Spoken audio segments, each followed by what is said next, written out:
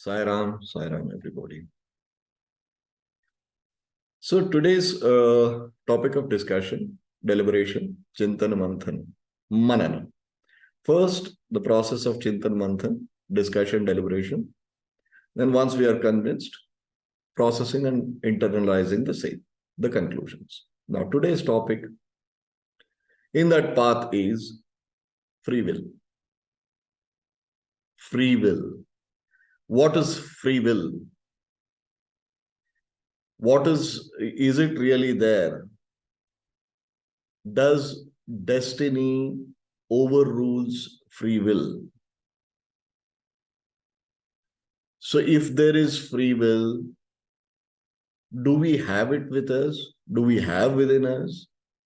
Can we really exercise the free will? What is it that is stopping us? There is a lot of confusion in this subject called the free will. What is free will? First of all, free will is, there are two contexts. First, I will talk about the non-believers. Non-believers, in other words, the atheists, they always scream at the height of their pitch of their voice that we believe in free will, we do not believe in destiny, we do not believe in God. That is their perception. If you go to these believers, they feel everything is God's will. There is no free will. We don't have any say. We don't have any role to play. And everything is predestined. Both are stupid. I'm sorry if my words sound a little harsh, but both are equally stupid. If free will is everything as per in the context of atheists, it cannot be so that the society which suffers from this level of disparity will not be there. The Homo sapiens who suffer so much, if the free will is true, that wouldn't be there. So if we have the free will and there is nothing which is predestined, then I can do what I want to do. I can charter, I can live the life like the way I want. Basically, the atheists are protesting against the blind faith which has been imposed by the religious institutions. And now the believers. Why believers believe in destiny, everything is predestined? And they say that there is nothing which I can do, everything is predestined. And that is the case. If that is the case, why there is suffering? God is all merciful, forgiving. He is our protector. He is our caretaker, and so on and so, glorification of so-called God, or God for that matter. We go on chanting and ranting. So why there is so much of disparity? And since you are a believer, you also believe in horoscopes, you believe in charts and so on and so forth. Let us take an example of two individuals who are born at that very one moment, that fraction of a second, two children are born. And as they grow, if these horoscopes and whatever destiny is to be believed, do we really think that the experiences and realities of people who are born at that same fraction of a second together, will remain same and consistent? It's impossible. Why talk about two people born at the same time with at the same fraction of a second? Talk about twins. Let us say we all have come across a lot of twins, many twins in our lives. Do you think the twins will have the same destiny? No way. Same realities and experiences? No way. Impossible. There might be even, twins may look alike. They may have some traces of physical experiences, like one twin is fallen sick, the other one also falls sick. Those things are there. I don't deny that. But the realities, destiny of their lives are totally different. So how do we justify? And my another question, if there is no free will, I think God is bad. He created so many disparity, so many, polarization of wealth and disparity in the society. The poor are poorer, rich are rich. There are suffering. There is wealthy, the doers of, committing crime against humanity, so on and so forth. I don't think so. And more often when we give up, we say that, okay, it is predestined, it is in the hands of God, without our efforts. So both of them, both the thoughts, both the philosophies, both the schools of thoughts, the worldly, the Lokayatas, worldly existence, who shout and scream about free will, they are wrong. I would state this with no uncertain terms. They are grossly mistaken. And people who are believers that everything is predestined, and my realities are my destiny, my karma, this and that, they're also wrong. Both are wrong, equally wrong. So what is right? So what is true? Is there free will at all or not? Right. So if there is free will, where is it? How does it play in our lives? For all those things, basic question is, who am I? Who am I? So that is where the fundamental question comes in Saipanth and Shunya Kriya. In Shunya, the Gita also, we very clearly say, when you find an answer to the question, who am I? All the questions are either irrelevant or you have an answer for. Now let us rest that who am I aside. Let us pick up the Holy Scripture, book of science, book of logic, book of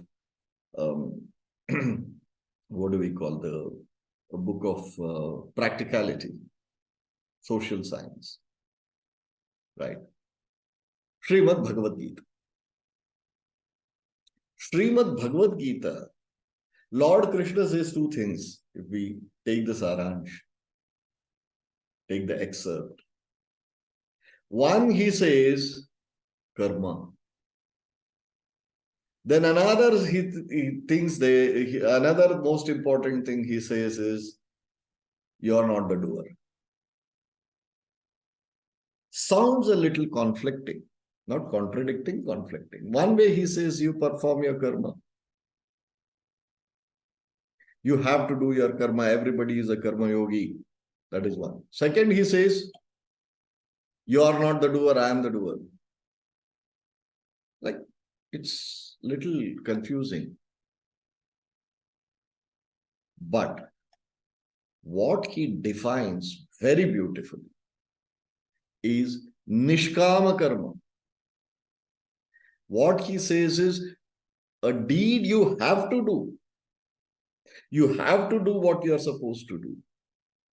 There is no escape from it, but without any desires of the fruits of your deeds. Karmanyavadhikarasti ma phaleshu kadachana. Very clearly, Lord has said. That's why Srimad Bhagavad Gita for me is a book of logic and science, spiritual science. It so beautifully explains. It very clearly says everything is a leela. Everything is a play. If we break down. Second, he says that like we change our clothes as it gets dirty, the soul or the conscience changes the body. This is exactly what he has said. Law of eternity. Very clearly mentioned. Now, third, he says, you have to perform your karma, but without expectations, because the supreme consciousness knows what is good for you and when it has to be delivered, what time, when, where it has to come to you. That is more important. So your karma has karma phala. There is absolutely no doubt about it. But when it has to come, is for me. When he says me, he says the universe. He means the universe. The universe will decide and you shall get, you shall receive. He's very clearly said. Now, let us get back. Take a step back. Now, Lord Krishna clearly says in Srimad Bhagavad Gita that there is consistency. We are continuously changing our bodies, but we are consistent, we are eternal. Number one. Ever since we sprinkled out of the supreme consciousness as an individual consciousness, we consistently change the body. Number one is clearly stated. Like we change the clothes, we change the bodies. The conscience changes the body, we change the clothes. Number one. Clear. Second, he always says, you have to do, you have to do, you have to do. And again, he says, you're not the doer, you're not the doer, you're not the doer. So now the conflict begins. Because that's a perfect teaching. Bhagavad Gita means that God spoke in a poetic manner. Right? Bhagavan himself, Srimad Bhagavad Gita. Now, what the catch is, the doership, you do san doership. You perform your duties without doership. That is called the nishkama karma. Without expectations. Does that allow us to go complicit? Does that allow us to go into a slumber? Does that allow us to go into a fold or a mode where you do not do anything? Not doing anything is also doing. Not doing something is also adharma. When you are doing nothing, you're doing the nothing is something which you're doing. Sitting static, doing nothing is you're sitting static. Now comes the word called the free will in the spiritual context. What we Avadhutas decipher and understand. The free will is the ultimate reality. There is always an interface. With as per the Shastras, as per all the things which I have, studied, whatever, in my opinion, which I am ready to back with logic, is 2/3 of our life is driven by karma phala, which grossly we call it as destiny. One out of that 2/3, let us divide it into 1/3, 1/3, 1/3. And you please think through, you will know. The first 1/3 is your birth.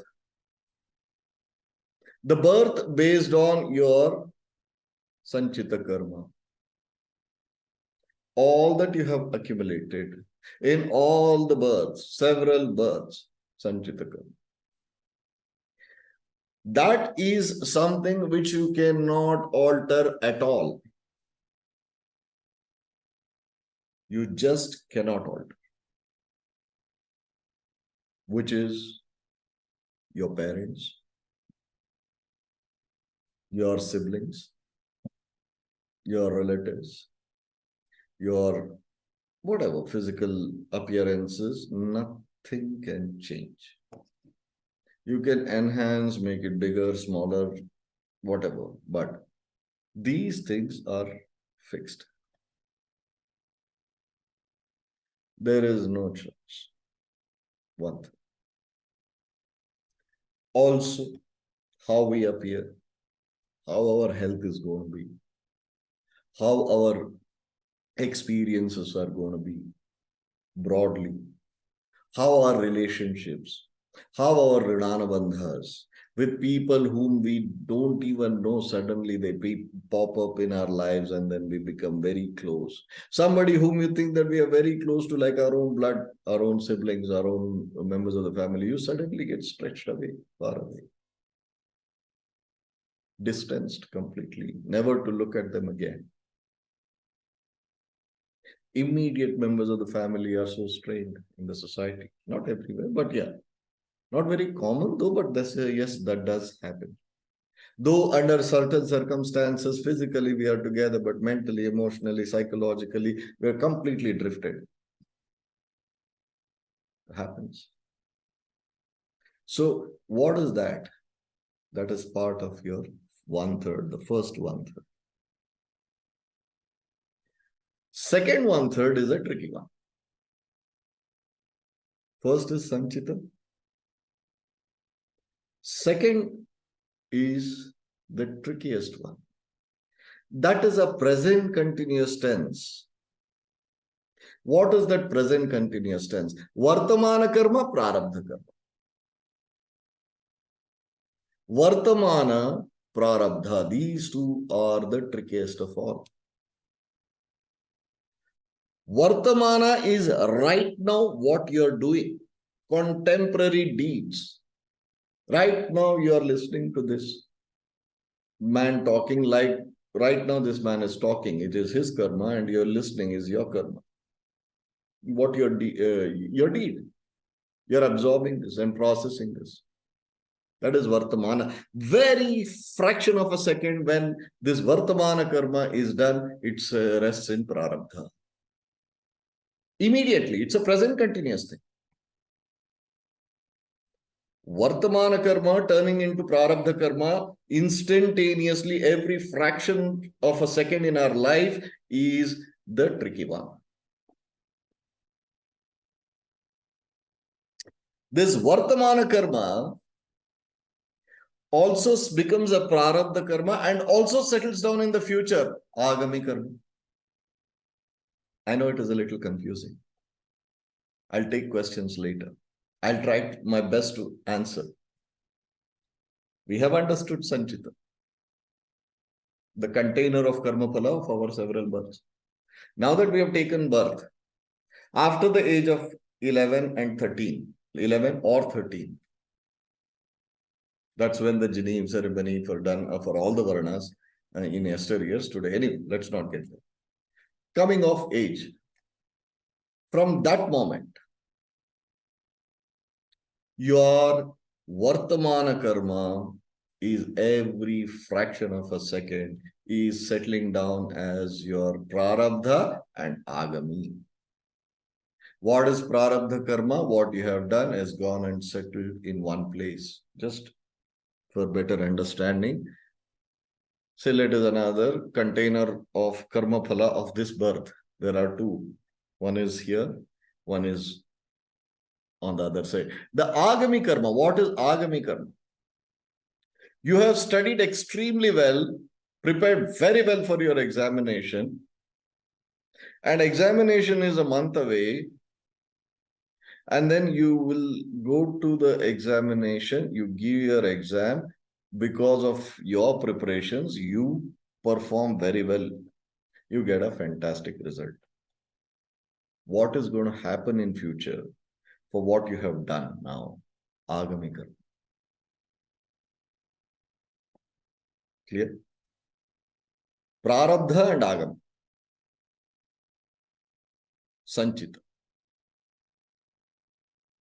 Vartamana karma, just imagine the center of a scale. Center is Vartamana karma right now, contemporary deeds, consistently, whatever is happening right now, goes and settles down in Prarabdha or goes and settles down in Agami karma. Consistently, what we are doing right now. Agami karma is very specific. What you have done today, if you are going to experience in this birth only, goes and sits in Agama karma. What you have done today, it is not going to be experienced in this birth, goes and sits in Prarabdha. Split. Clear?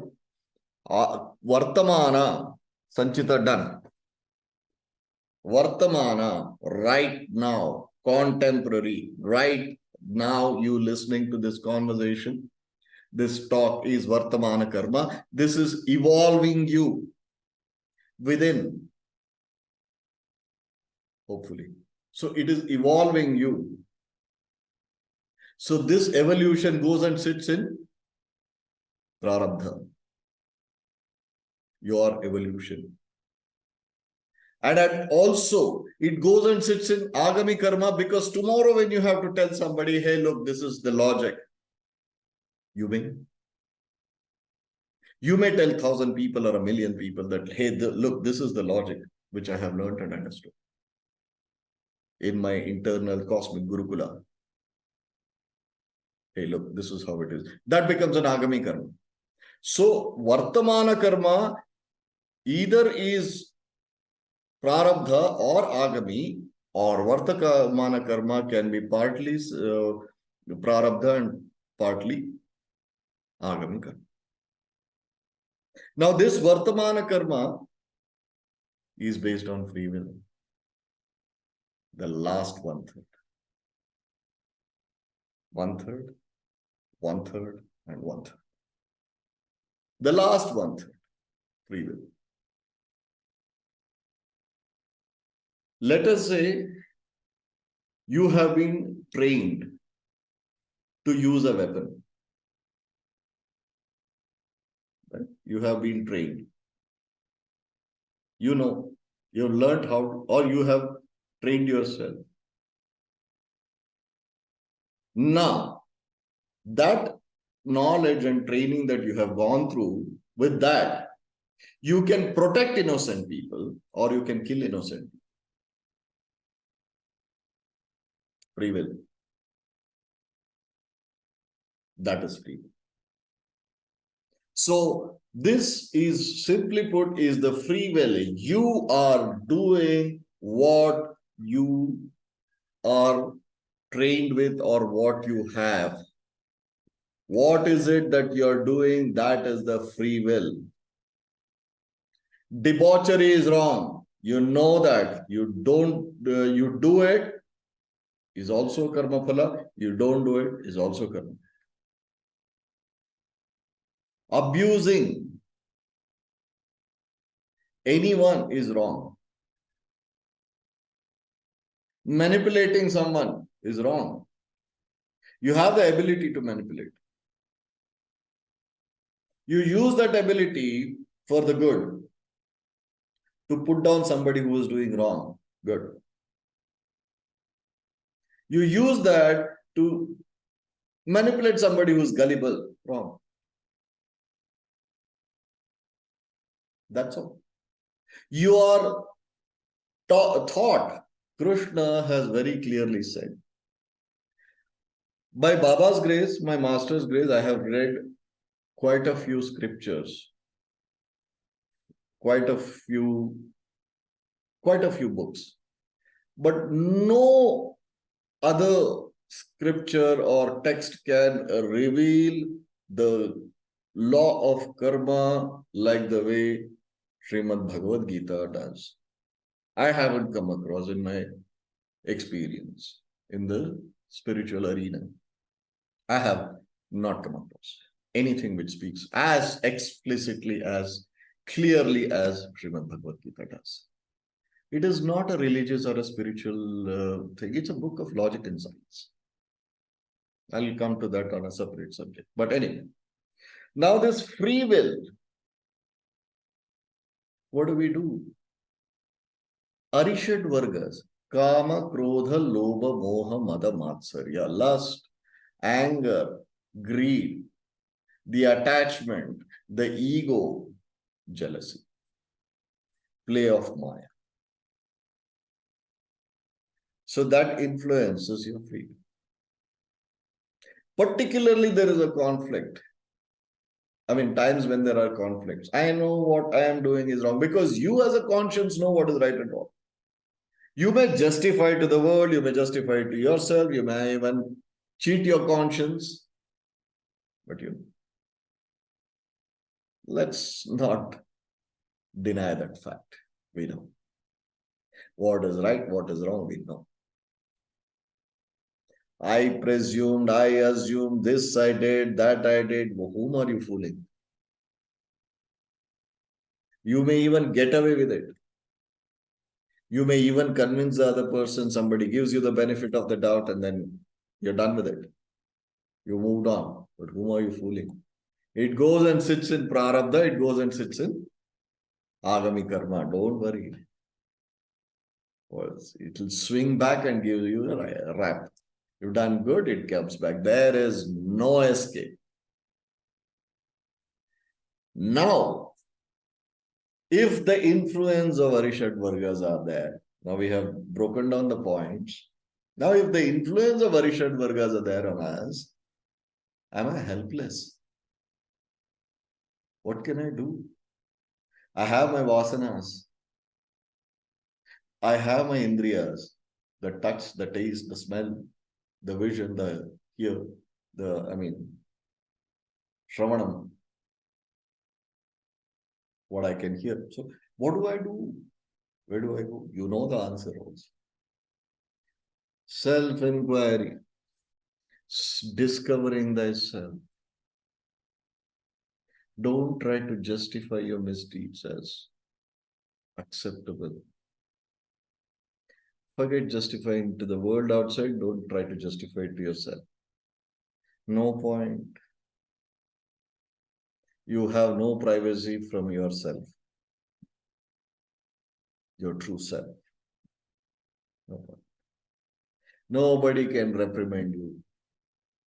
This is the purest form of science. Now, where do you draw the strength from to do the right thing? We have this modern statement. Let's do the right thing. Very classy statement, right? So what do you know? What is right and what is wrong? How do you decide what is right and what is wrong? Particularly, I think the biggest challenging situation is for the medical fraternity. Dr. Anant will agree with me. Somebody is not going to recover.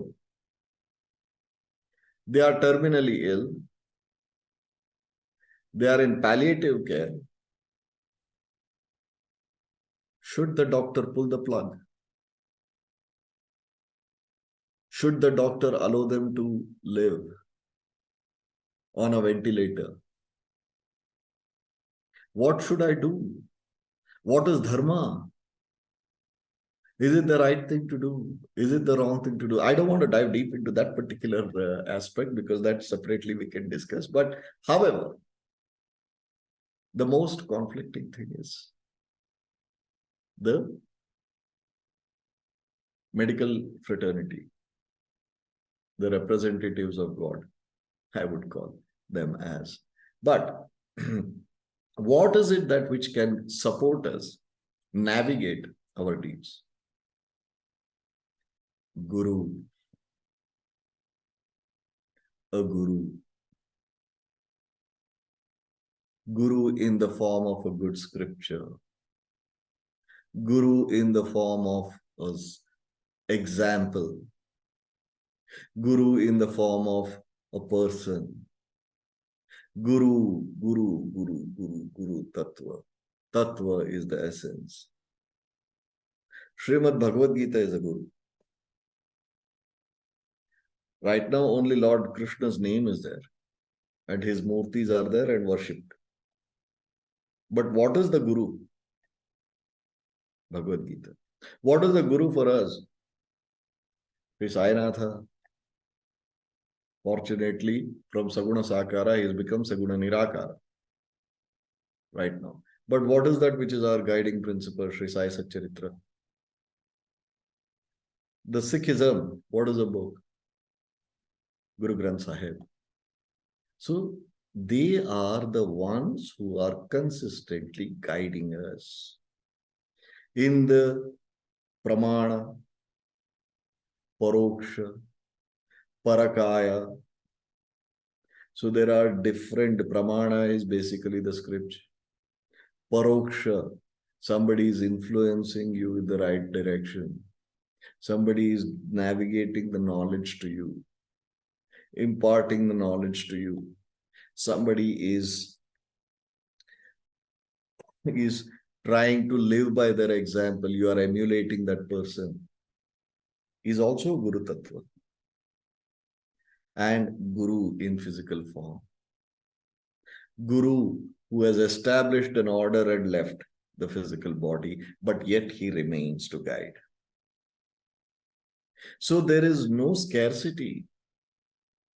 The willingness to walk on the path and utilizing the free will for the right reason and cause. Once we have that willingness, the Guru will come in any form, name. That is free will. That just one will to walk on the path of righteousness is the free will. That's it. Whom you are seeking is seeking you. Don't worry. When you have that free will ready, when you are convinced that, yes, this is what I have to move towards the truth. There are two realities of life, which I consistently say. One has occurred, the birth. One is going to occur, the death. We all know. The difference between knowing and realizing is where the will comes. So what am I going to do? Do I go into a stage of self-inquiry, evolve and dissolve? Or I am enjoying the influence of Maya on myself and the worldly vasanas. I am just loving it. Let me continue and also sulk someday or some days of our lives that saying it, oh, I'm suffering, I want truth, I want to move, evolve and dissolve. No, not going to happen. That's not going to happen. Be very clear. Know what you want, because that's going to come to you. Be rest assured. Know what you don't want, but don't dive deep into what you don't want, because that will also come to you. Your attention on something, creative consciousness consistently revolving. One thought into reality. One thought that comes, which says that, yes, I want to seek the truth. I want to evolve. I want to understand the ultimate. There is nothing in this mundane life. The two realities of life. One has occurred, one is going to occur. So I still want to enjoy my life. Good luck. When that time will knock you out, you don't know. What's the point in getting into spirituality? Spirituality is, okay, it's a cliche, I know that. But what is the point? We have to enjoy. Good luck. Sensory pleasures is what you define as an enjoyment. Good luck. I don't know how many more births you will take. God bless you. Baba is always there. Saipanth will always be there. Shunya will always be there. Avadhuta Sampradaya, Kula Avadhuta Sampradaya will always be there. Go and come back. Change the body and come back. I'm there. Baba is there.